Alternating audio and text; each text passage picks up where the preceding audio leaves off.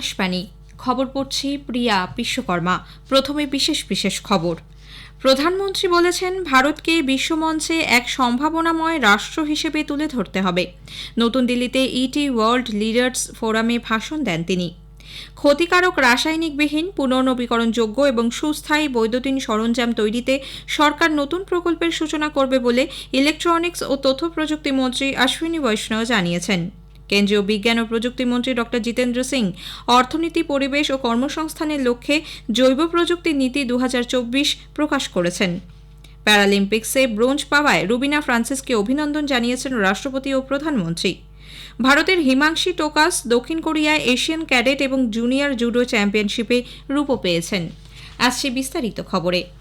প্রধানমন্ত্রী নরেন্দ্র মোদী বলেছেন, ভারতকে বিশ্বমঞ্চে এক সম্ভাবনাময় রাষ্ট্র হিসেবে তুলে ধরতে হবে। এজন্য বাণিজ্যিক ক্ষেত্রে সুবিধা বৃদ্ধি, সংস্কার, স্থিতিশীল নীতি গ্রহণ এবং উন্নয়নের উপর জোর দিয়েছেন তিনি। নতুন দিল্লিতে গতকাল ইটি ওয়ার্ল্ড লিডার্স ফোরামে যোগ দিয়ে শ্রী মোদী উদ্ভাবন, দক্ষতা বৃদ্ধি এবং উচ্চমানের পণ্য তৈরিতে বিনিয়োগকারীদের প্রতিশ্রুতিবদ্ধ হওয়ার আহ্বান জানান। তৃতীয়বার ক্ষমতায় আসার পর তাঁর সরকার আরও দৃঢ় সংকল্প নিয়ে এগিয়ে চলেছে বলে তিনি জানান। নব্য মধ্যবিত্ত শ্রেণী এখন দেশের অগ্রগতির চালিকা শক্তি, তারাই এখন উন্নয়নের দিক নির্দেশ করছেন বলে তিনি জানান। প্রধানমন্ত্রী বলেন, ভারত এক অনন্য সাফল্যের কাহিনী রচনা করছে। এর প্রভাব অর্থনৈতিক উন্নয়নে দৃশ্যমান। পরিবেশ বান্ধব হাইড্রোজেন, সেমিকন্ডাক্টর, সমুদ্র এবং মহাকাশ ক্ষেত্রে গৃহীত উদ্যোগের কথা তুলে ধরে নরেন্দ্র মোদী বলেন, ভারতকে বিশ্বমানের স্বাস্থ্য ও সুস্থতা কেন্দ্র হিসেবে গড়ে তুলতে তাঁর সরকার সদা সচেষ্ট। দেশের পণ্যকে বিশ্বের বাজারে আরও বেশি করে তুলে ধরাই তাঁর সংকল্প। साथियों, आज भारत की प्रगति ग्लोबल हेडलाइंस का हिस्सा बन रही है। आंकड़ों का अपना महत्व होता ही है, लेकिन ये देखना भी उतना ही जरूरी है कि आखिरकार कितने लोगों का जीवन बदल रहा है। बीते एक दशक में 25 करोड़ लोग गरीबी से बाहर आए हैं। ক্ষতিকারক রাসায়নিকবিহীন, পুনর্নবীকরণযোগ্য এবং সুস্থায়ী বৈদ্যুতিন সরঞ্জাম তৈরিতে সরকার নতুন প্রকল্পের সূচনা করবে বলে ইলেকট্রনিক্স ও তথ্য প্রযুক্তি মন্ত্রী অশ্বিনী বৈষ্ণব জানিয়েছেন।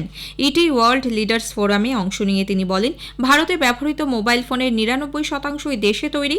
চলতি বছরে এদেশে নিজেদের অত্যাধুনিক মুঠোফোনের মডেল তৈরি করবে অ্যাপল। 2022-23 সালে বৈদ্যুতিন সামগ্রীর উৎপাদন বেড়ে $105 বিলিয়ন পৌঁছেছে। তিনি আরও বলেন, সরকার 2024 সালের জুন থেকে রেল, সড়ক, বিমানবন্দর সংক্রান্ত $2 ট্রিলিয়ন প্রকল্পে অনুমোদন দিয়েছে।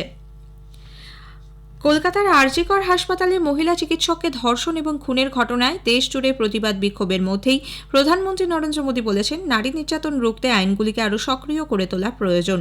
নতুন দিল্লির ভারত মণ্ডপমে গতকাল জেলা ও দায়রা বিচারকদের দুদিনের জাতীয় সম্মেলনের উদ্বোধন করে তিনি বলেন, মহিলাদের বিরুদ্ধে নৃশংসতা এবং শিশুদের সুরক্ষা বর্তমান সমাজের কাছে গভীর উদ্বেগের বিষয়। মহিলাদের ওপর অত্যাচারের মামলায় যত দ্রুত সিদ্ধান্ত নেওয়া হবে, তত বেশি মহিলারা সুরক্ষার নিশ্চয়তা পাবেন। সুপ্রিম কোর্টের 75 বছর গণতন্ত্রের ধাত্রীভূমি হিসেবে ভারতের গৌরবকে আরও বাড়িয়ে তুলেছে। সুপ্রিম কোর্টের 75 বছর হল ভারতীয় সংবিধান ও তার সাংবিধানিক মূল্যবোধের যাত্রা।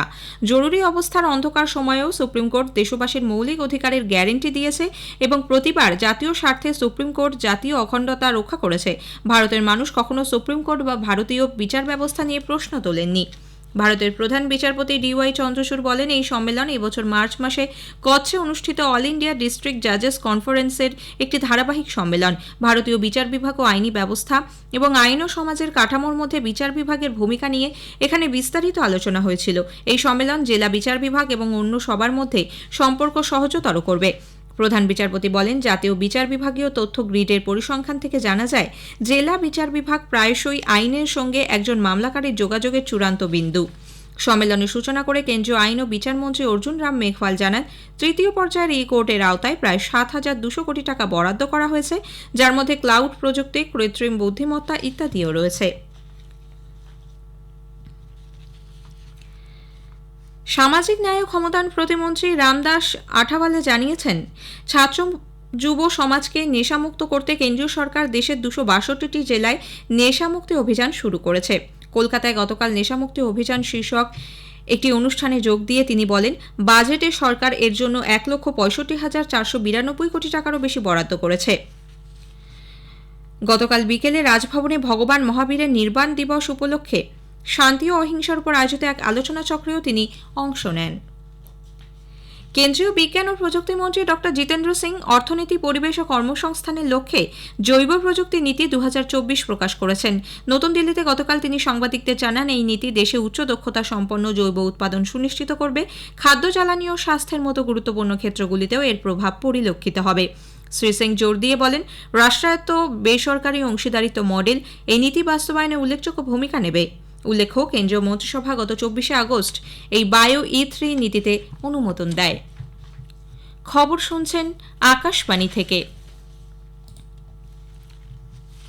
মুসলিম পণ্ডিত ও ধর্মীয় নেতাদের এক প্রতিনিধি দল কেন্দ্রীয় সংখ্যালঘু বিষয়ক মন্ত্রী কিরেন রিজিজু এবং সংসদের যৌথ কমিটির চেয়ারপারসন জগদম্বিকা পালের সঙ্গে সাক্ষাৎ করে ওয়াকফ সংশোধনী বিল 2024-এর প্রতি সমর্থন জানিয়েছেন। প্রতিনিধি দলের নেতৃত্বে ছিলেন অল ইন্ডিয়া সুফি সাজ্জাদানসিন কাউন্সিলের চেয়ারম্যান সৈয়দ নাসিরউদ্দিন চিশতি। ওয়াকফ বোর্ড সারা দেশে মুসলিমদের জন্য সমস্যা তৈরি করছে বলে প্রতিনিধি দলটি কিরেন রিজিজু এবং জগদম্বিকা পালকে অবহিত করেন।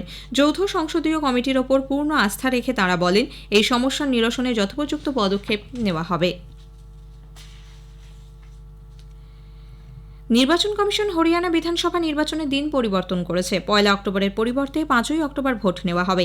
এক বিবৃতিতে কমিশন জানিয়েছে, জাতীয় দল, আঞ্চলিক দল এবং সারা ভারত বিষ্ণুই মহাসভার পক্ষ থেকে জানানো হয়েছে, শতাব্দী প্রাচীন অসৌজ অমাবস্যা উৎসব উদযাপনে অংশ নিতে হরিয়ানা থেকে প্রচুর মানুষ রাজস্থান যাবেন, তাই ওই দিন ভোট হলে বিপুল সংখ্যক মানুষের ভোটাধিকার ক্ষুণ্ণ হবে।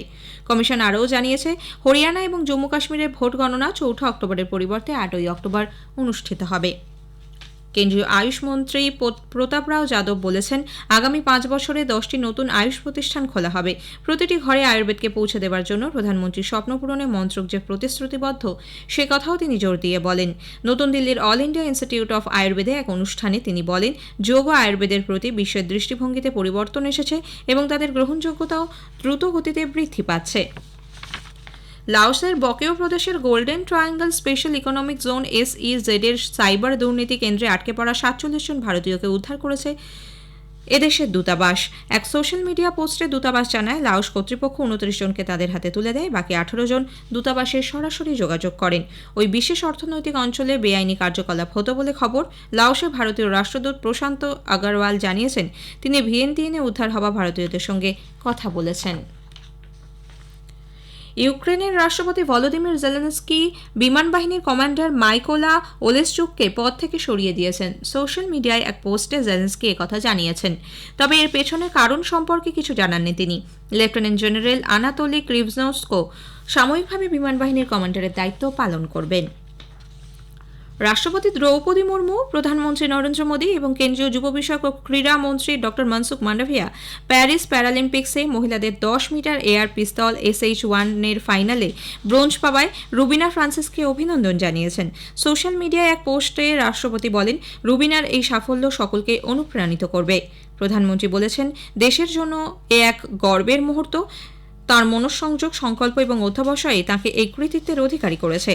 ডক্টর মান্ডাভিয়া বলেন, শুটিং রেঞ্জকে গৌরবের মঞ্চে রূপান্তরিত করেছেন রুবিনা। উল্লেখ্য, ফাইনালে গতকাল 211.1 স্কোর করে প্রথম ভারতীয় প্যারাশুটিং অ্যাথলিট হিসেবে পিস্তল ইভেন্টে রুবিনা ব্রোঞ্জ পান।